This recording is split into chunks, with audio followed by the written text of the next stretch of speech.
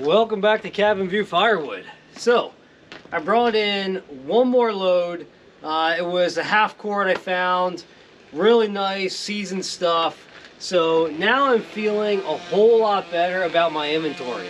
Now the last time you guys saw my woodshed, both sides were pretty much empty. That right side, I've got about another half cord I can put in there. And that stuff, everything behind that front row still needs seasoned. That's going to be my wood to burn for next year. So I'll still burn up that front and then reload that the rest of the way. But that's stuff that needs to dry out. Everything in this bay is seasoned and ready to go. So I've got a cord in there right now. We're going to put the rest of this stuff in there. And I've actually got one more basket to bring up and put in here. So I'm going to have about a cord and a half of seasoned bundle wood ready to go. And like I said, that makes me feel a whole lot better going into the spring firewood season. And I'll have plenty more to bring up after this is gone. But for a while there, I was almost completely out of firewood. So it's nice to get this thing built back up again. I haven't even been advertising for a while now. The roadside stand has still been busy, but not nearly as busy as it was when I was advertising a lot more. So I'll probably get that turned back on and get some sales kicking here. So I'm going to split through a little bit of this, bag some of it up, stack the rest of it, and then we're going to bring another basket up. We'll probably just chat a little bit while we're doing all this. Let me set up. Man, this is like an ice sheet right here. This little spot I have in front of the woodshed doesn't get a whole lot of sun. So let's turn this. There we go. So I am getting closer to making that new equipment purchase. Now, I've been talking about this for a little while now, and I think I'm going to end up going with a mini excavator. Right now, I am just trying to find a good deal on one. I have a good deal on a brand new Kubota KX033. It's from the Kubota dealership that I buy all my stuff from. My sales guy there is great. He got me a great deal on a brand new one. It's a little more than what I wanted to spend, which is the only reason I'm hesitating a little bit. I was really trying to find a used piece of equipment, something with, you know, around 1,000 hours on it, a couple years old, that I could get for, you know, half the price of a brand new one. But that is not the easiest to do.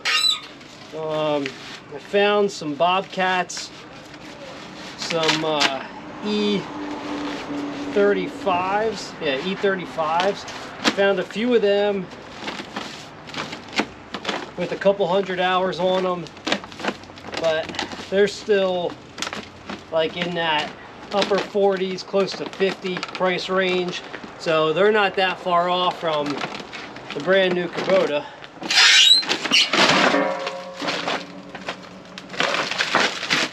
So it's really been hard trying to find exactly what I want. And, you know, maybe I'm better off just going brand new. Just bite the bullet. Buy once, cry once, like they say. I know that's a nice machine. The dealer support from Essex is fantastic. So, you know, that might just be the way I end up going. But I did call around to a couple dealerships. I've rented a bunch of Bobcats before, so I'm familiar with them. So I know the price range on them. It's really close to the Kubotas. I have a really good Bobcat dealer that's close to me as well. So as far as dealer support, Bobcat and Kubota are by far the best that I have in my area. We also have a big case dealer. And I love case equipment. You know, I think they build a very, very nice construction equipment. So I gave them a call, and well, I didn't get too far. So the sales guy I talked to, he kept having to look up information that I was asking him, and the machine there that I was looking at, comparable to the Kubota and the Bobcat, was the CX37C. And they didn't have anything brand new. He had two new machines, but they were both 2023s. So, you know, they're already 2 years old. He was able to give me a pretty good deal on them, but it still wasn't that far off from the new price of the Kubota and the Bobcat. And as soon as you buy that machine and drive it off the lot, you've got a 2-year-old machine. Now, yeah, you've got no hours on it, but it's still already 2 model years old. You paid close to what you would have paid for the Bobcat or the Kubota brand new. So I just didn't feel like the deal was good enough. And they could not get me one, or they didn't have one in stock with an angle blade. You know, I really want an angle blade. So what I'm looking for is like a 3.5-ton machine, 24-inch bucket, a nice thumb on it, want a hydraulic coupler, and I want an angle blade on there as well, a cab unit. So I want the heat, the AC, and the case was everything but the angle blade, and 2 years old. He said if I wanted something newer, you know, they were going to have to order it or try to find it elsewhere, and it was going to cost a whole lot more than what he was quoting me for those 2023s they have on the lot. And maybe they're just trying to get rid of them. He's just trying to entice me, but I just didn't think the price was quite good enough. So I think the case is out. The other one I didn't go look at it, but I have a dealer. They're actually out near Pittsburgh, which is the only bummer. I've talked to these guys before, but they carry Hyundai and Yanmar. And Hyundai has a new excavator out, the HX series. Looks like a really nice machine. Really good specs on it. The price is very enticing. I think, what did he tell me, for 24-inch bucket, a thumb, and an angle blade, I could get one for right at $50,000. So it was $5,000 to $10,000 cheaper than the Kubota and the Bobcat. Good warranty on it. I think they have a 3-year warranty, so a little bit longer than the Kubota. But the dealers, it's far away, and you know, I don't like having a dealer that far. You know, if you do end up having an issue, it just makes things a whole lot more difficult. You'd have to basically take an entire day of getting no work done just to drive your machine out there and drive home empty-handed, and then have to spend another day to go pick it up. So I don't know. The more I weigh out the options, you know, I think I'm leaning towards just spending the extra money and going with the Kubota.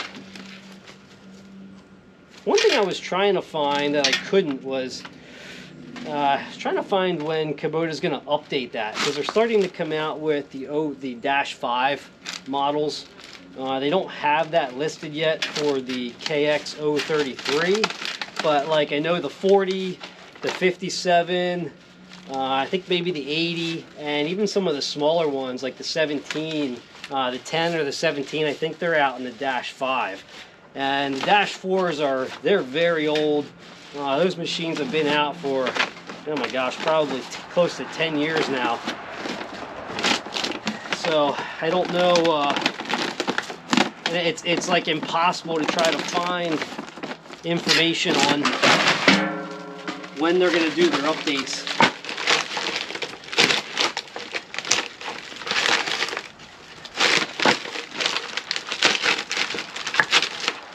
This is just all stuff I'm weighing in my buying process. You can drive yourself absolutely nuts looking over data, which is what I do, because it's a lot of money, and at the end of the day, you know, I want to spend my money wisely and make sure I get the best machine that I can at the best price. So we're getting close. You know, I think I have a pretty good direction. I just have to make the final decision on which one I want to go with. So, if you guys have any input, I would love to hear it.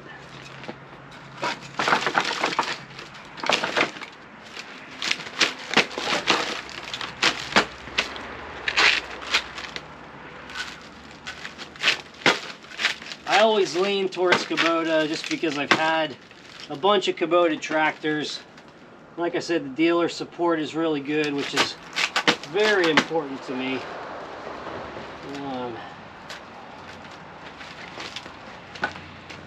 So sometimes it's best to just stick with what you know instead of trying something new, because it doesn't always work out in your favor.